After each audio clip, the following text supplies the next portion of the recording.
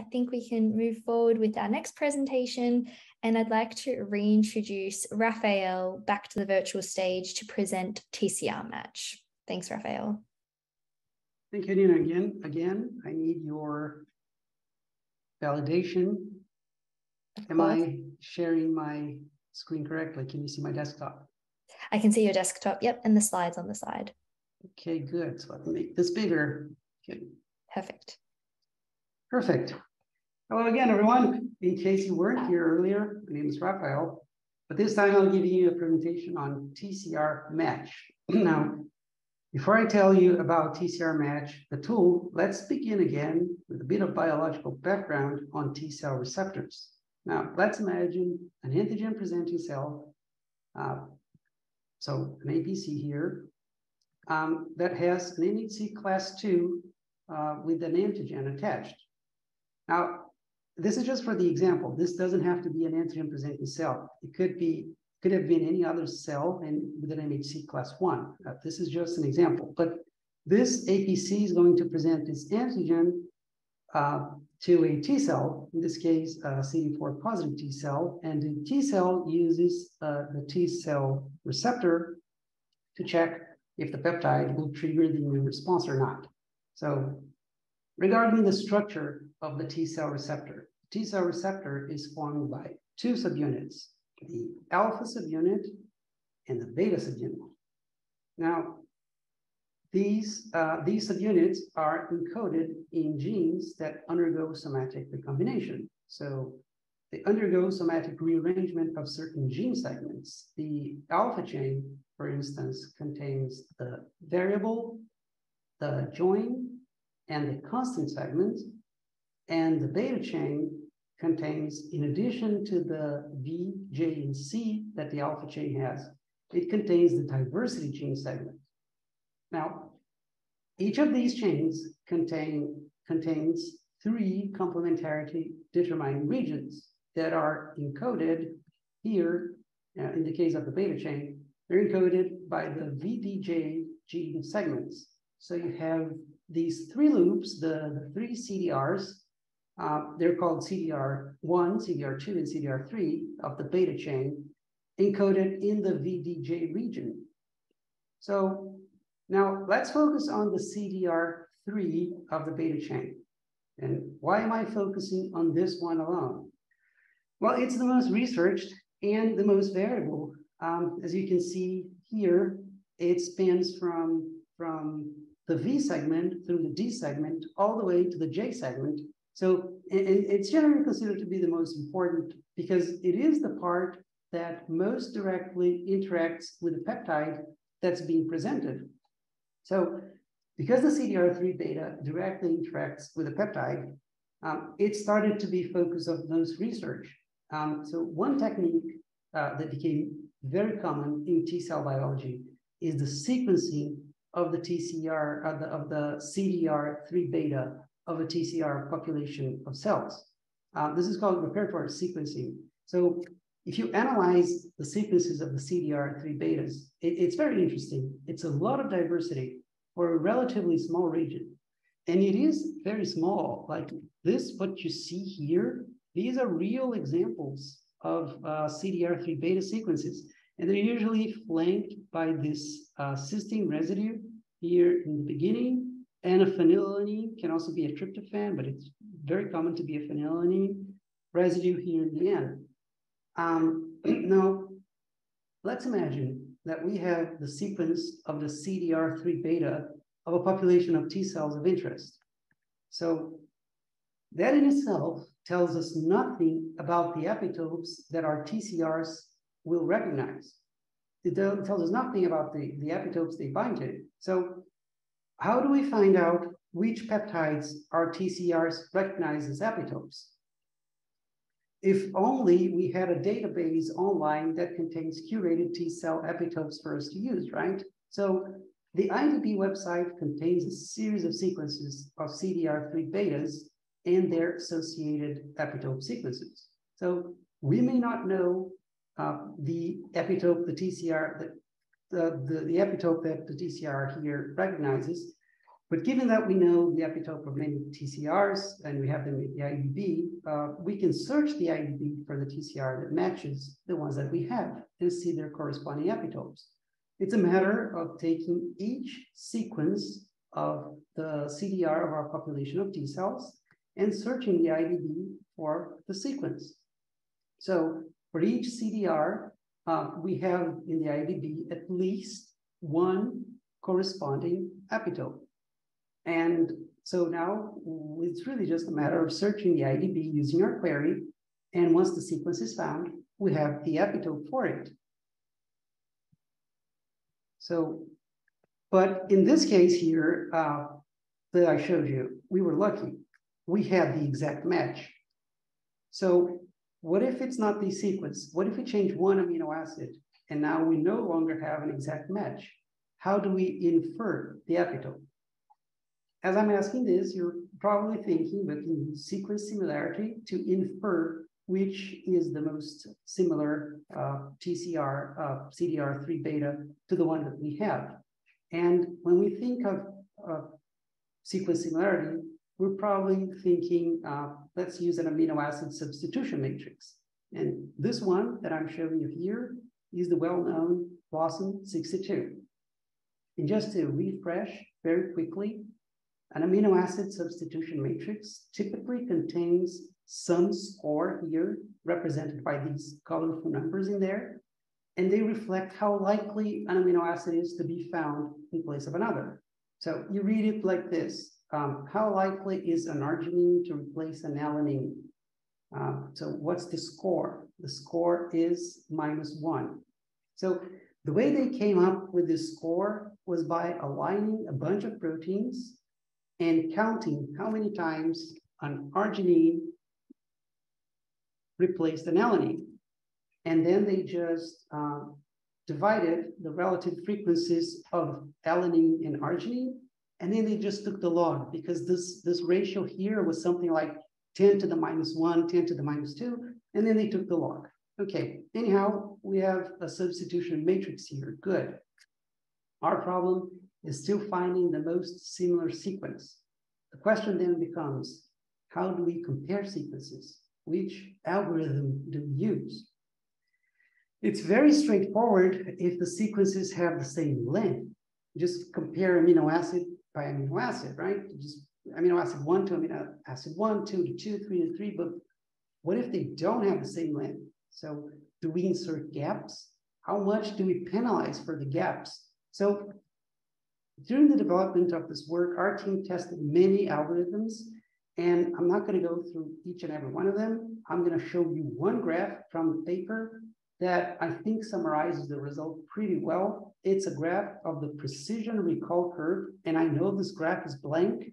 I'm just going to tell you how to read it.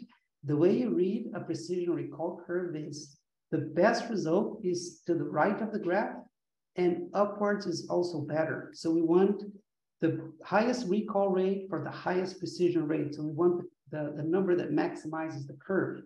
And when they ran all these algorithms trying to find the one that best finds the best matches the sequences, this is the result they got.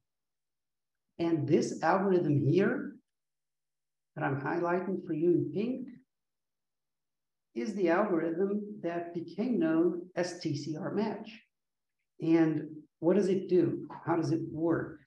Well, this table here at the bottom is from the paper. I copied from the paper. And it says here at the bottom that TCRMatch performs a comprehensive comparison of all possible k-mers using Blossom 62 observed frequency matrix.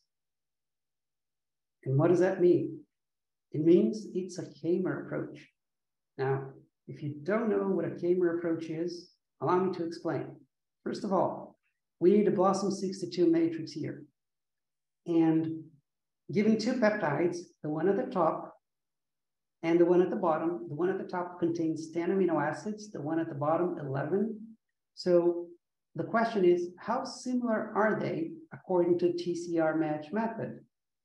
So we're going to start with a k equals 1, and we'll gradually increase this value. You'll see. So k equals 1 means we take one amino acid starting left to right. So the entry for ANA in our BLOSSOM 62 is ANA4. And so plus 4. And then we take the bottom sequence and shift one amino acid to the right. And we get ANS, and the comparison for ANS is plus 1.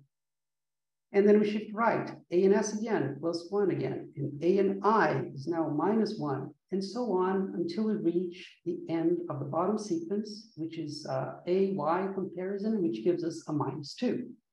Now we go to the second amino acid at the top sequence and repeat the procedure. So we have S and A1, the whole thing again. The second amino acid from the top sequence all the way to the end of the bottom sequence. And once we've reached the last amino acid of both sequences, we're done. We're done with k equals 1. Now we have to change from k equals 1 to k equals 2.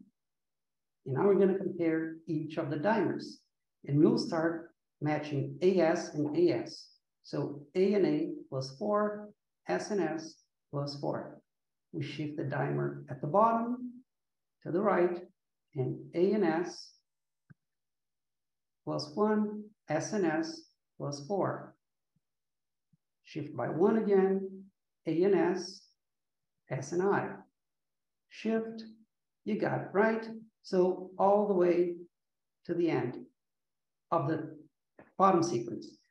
Once we're done with the bottom sequence, we shift the top sequence to the right and we start the process. And this process for k equals 2 ends once we've exhausted the dimers in both sequences. And now we're done with k equals 2. Now we go for k equals 3, and then 4, and then 5, all the way to k equals 10. When k equals 10, we only have these two peptides here, but we'll still compare everything one by one, and that's it. And oh, in this case that I'm showing you here, it's the highest we go with k is k equals 10, because it's the size of the smallest sequence. So there's no maximum number fixed for k. K is the size of the smallest sequence. And then we add all these numbers together, all these numbers that popped up here while I was running these comparisons. We add them together and we standardize a score between 0 and 1, 1 being the perfect match. So TCRMatch is going to give you a score between 0 and 1. Now, I'm going to demonstrate TCRMatch working for you on our website. So can you, Nina, can you see my screen here? Am I opening the website and typing? You are, yes, thanks. Okay, thank you. So we're going to go to the tools.iedb.org, TCRMatch. And we have here, you're pretty familiar with the interface by now. Enter the CDR3 beta sequences in either FASTA format or new line format, meaning they're separated, they're in different lines, or space separated format. So we're gonna input our sequence in the square here, and I'm gonna paste them from a file that I have. So these are my CDR3 beta sequences. Next is, we have the option here, trim the sequences, and it's pre-selected for you because this is what we recommend that you do. So as you remember, I mentioned that many sequences are, the CDR3 beta sequences are flanked by cysteine and phenylalanine and sometimes tryptophan residues. So if you trim the sequences, they will be removed because you don't want to count them. And remember that I told you that the TCRMatch was going to give you a score between 0 and 1. We typically recommend that you're very stringent with the score, so only take those that are higher than 0.97. So, but you can choose to show all the matches if you want, or a lower value. And we also give you the option to input your email address. Now, every tool has this option, but this one here is recommended because sometimes, as you've seen the algorithm, TCRMatch can take some time. So in case you don't want to wait, we can email you the results. And these are the results. You're going to get an echo of your input sequences and the version of the trimmed sequences in case you selected to trim your sequences. You can download your results to open in your favorite spreadsheet program or to program on top of it. And here at the bottom, you have your results.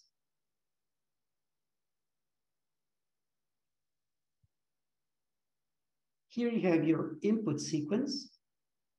And here you have the sequence that your input sequence matches on the IEDB website.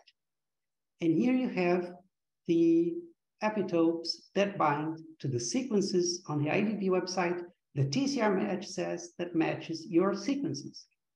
And if you want to investigate more about the CDR3 beta sequences that match your sequences from the IEDB, you can click here and go to the IEDB and read about them. Like, see, the first peptide that you submitted matches a beta TCR with beta chain, etc. And you can read about the epitope. Like, you can click here and go to the part of the IEDB that contains information about the epitope. So yeah, the IEDB is very complete. And final words, TCRMatch is the joint effort of a lot of researchers listed here. And if you want to know more about it, the paper was published last year, so highly recommend you to read this paper. And I think I'm a little bit ahead of time, but that was it. I hope you have enjoyed it. Back to you, Nina. Thank you so much, Raphael. Yes, we're a few minutes ahead, but that's okay. We're moving into the Q&A now anyway, so we'll just have a couple of extra minutes. I will give you some time to look at the chat, and I would now like to invite Bjoern to the, look at the Q&A. I'd like to invite Bjoern to the Q&A as well. Dan had to drop off, so Bjoern will be kindly replacing him in responding to the PEPmatch questions in the chat. So Bjoern, would you like to take the first one? Sure. So the first question I have here is from Mauricio, who's asking, can you fix positions of mismatches? Right now, no. So the way you saw there's the different options about like whatever number of mismatches or so. So this would have to be a post-processing step. Actually, I think that's a really cool suggestion. We could incorporate that, but right now it's not. So essentially you would have to look for, say, one mismatch and then filter for the ones that have the mismatch at the position that you're allowing for. But that's a really cool suggestion. And I'll give Raphael a little bit more time, do the next one. Also from Mauricio, can the database change from human to other sources? Yes, it can. So human is the most common thing. That's why we have it on there, but it can be changed to any kind of, typically we use like a UniProt reference proteome, and it can be changed to anyone there. Do you want to go next, Raphael? Yeah, for TCRMatch, does it matter from which chain the CDR3 sequence is taken from? Or is it possible to submit the CDR from both chains for multiple TCRs at once? It is not possible. TCRMatch only works for CDR3 beta. Adding information about the other CDRs and the alpha chain is future work, but thanks. So let me do the next question, but then also actually Jay is going to answer one question just after me. So maybe Jay, you can already turn your camera on if you want that. I have a question from Franz Danny. Will the PEPmatch feature be able to tell us the tendency probability of a given peptide towards an allergen versus autoimmune target? So the fast answer is no, but like say if you're, say you have a viral sequence and you're asking, is this potentially like cross-reactive and leading to an autoimmune response? Then the way to do that would be then to ask for, is this viral peptide sequence found in the host proteome? And that would be then potentially sign of potential autoimmune cross-reactivity, versus if you're interested in something like, could this whatever food additive protein cause an allergic response, then you would be looking for, does this food additive peptide, is that known to be found in any of the existing allergens? So you will switch the target sequence space that you're searching again, and that gives you an idea of autoimmunity versus allergy, but there's no inbuilt function for that. I hope that answered it. Jay? Sure, yeah. So there was a question in the chat about, so it said, sorry if I missed it, out of curiosity, but what would be the difference between PepMatch and NMR-Match that makes PepMatch faster? And so there are a few reasons why there are differences in performance between the two. I mean, the algorithms are relatively similar. They're not identical, but most of the differences in speed are most likely due to the nature of the way they pre-process the data differently and then load it back up at runtime. And so, I mean, for both of them, there's definitely parts that can still even further be optimized. Thanks. Raphael, you want to go next? Yeah, absolutely. Any paired CDR3 or CDR3 alpha info? No, everybody wants the alpha. So there's another one about TCRMatch. Are you planning to have an option to search for TCR chain pairs alpha and beta? It's for future development. We apparently have to add the alpha because everybody wants it, but it doesn't work right now. It's not an immediate plan, I can tell you that. Well, let me actually rephrase that. Sorry. So I think this is something that is really technology driven, and up until recently, the vast majority of TCR sequencing data that we had in the IEDB of epitope specific TCRs was done with a technology similar to like adaptive bioscience, which were only TCR beta. But now obviously there's the 10x single cell sequencing revolution that gives us alpha and beta coupled sequences. So new data sets are coming in now rapidly where this is present. So I think that might change our priority, Raphael, from a year ago. Even we would say there's not enough data, and now it's we have weekly new data sets coming out, so that might change. Okay, and just that was my add-on to Raphael. Then here I have one more from Mario Ostrovsky. Has TCRMatch been used to assess the presence of ex vivo immunity to a pathogen after looking at PCR of a TCR beta chain in blood? Yes, we have done that. And obviously, if you do like ex vivo PCR sequencing, you're getting very, very, very large number of chains. But then we can, with some certainty, pick out the ones that are, say, which ones are the influenza-specific T cells, etc. Obviously, as Raphael was showing, all being driven by what data do we actually have in the IEDB. And as that's growing over time, this is going to get more and more accurate, we hope. Okay, what happens if alpha and beta TCRs are submitted? Are these simply kicked out? They're not going to be kicked out. They're just going to get results that are invalid. You're going to get results as if they were all betas. Okay, that's an anonymous attendee question for TCRMatch. Will it also help predict non-viral epitopes? Absolutely. I'm sorry, I'm always using viruses as an example. But essentially any kind of TCR data that is in the IEDB. So anytime we have an epitope-specific TCR being mapped, and this could be from a diabetes patient or anything that will be looked up. Yeah, so it's driven by the data in the IEDB, not by any preference on our part. Okay.